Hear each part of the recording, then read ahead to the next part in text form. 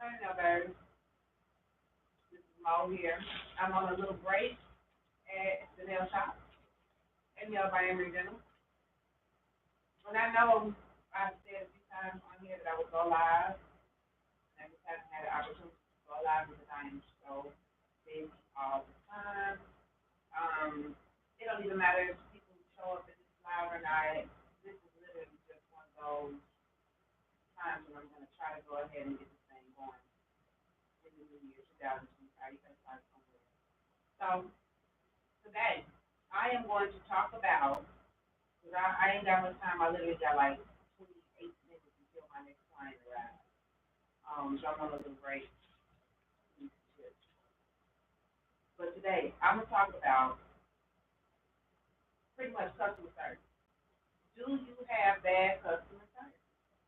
Um, Even if you are not a nail technician, you may learn a thing or two from this particular live because even if you are a nail technician in the making, you still want to always know what is good customer service and what is bad customer service. But today we're gonna talk about these little pointers that I wrote down about bad customer service. So one thing that I wrote down is treating your clients as if you don't owe them anything. I was just sitting here talking to one of my clients, and she is a new client. She is a new client, but she came to me because I guess another one of her clients, no, another one of her nail techs that she was going to, they were treating her like they owe, like she owes them something. That's always going to be a problem, you guys. If you all are doing anything like that, or if you are a nail technician, you have that type of mindset, you definitely won't go far in the nail business. So, I don't know who this is that just joined my life. I don't even know how to check to see who just joined my life, but I just. But anyway, your clients don't owe you anything. The only thing that your clients owe you is making sure that they are there on time, communicating with you about whether or not they have to be at their appointment, if they need to change anything, you know what I'm saying, from their appointment, anything along the lines of that. Other than that, once your client books an appointment with you, they don't really owe you anything other than a payment at the end of the service. But you owe them a lot. I think a lot of times people that are in businesses or just that run businesses, they get so caught up in the fact that they run the business and it's theirs, that they don't have something that they have to uphold to. And you do. We as business owners, we have a lot to uphold to. We have to show up on time. Like if your appointment is at 10:30, you as a business owner should be there at least by 10 o'clock. It's just, my opinion. You should be there at least 30 minutes before your client is there, always, because if you're on time, you're really late. You know what I'm saying? You're really late. So, hey, Kamasi. So, you want to make sure you owe that to your client. You know what I'm saying? Your client, if they're there, you owe it to them to be on time.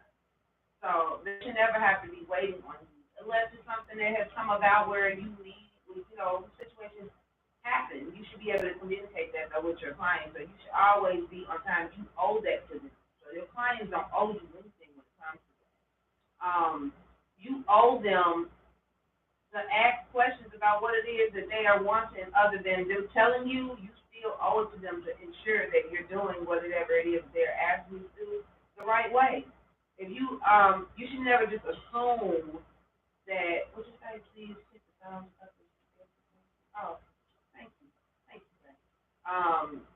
You should never just assume that because someone trusted you or if you don't have is coming to you for a service, you should always care enough to ask, does this look okay?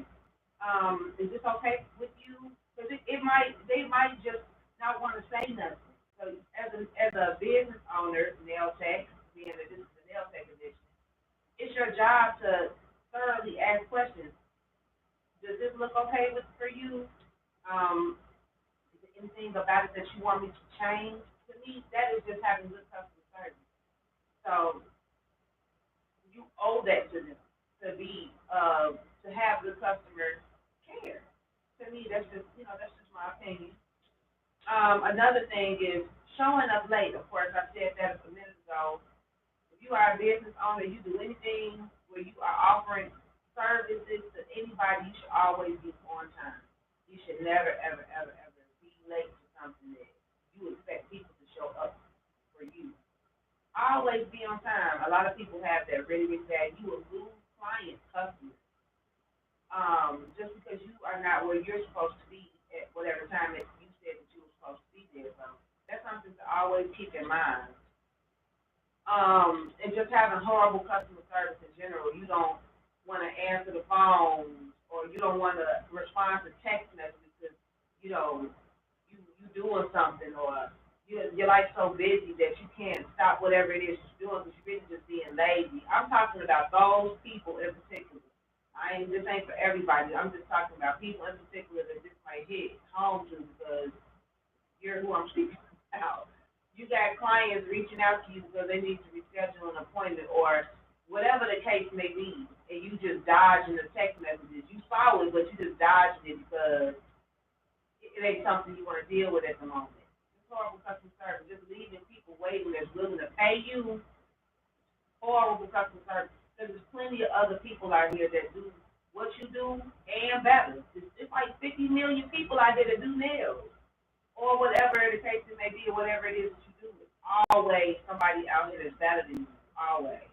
So you better off just kind of doing what it is that you need to do to the best of your ability. If your clients are reaching out to you through text messages, respond.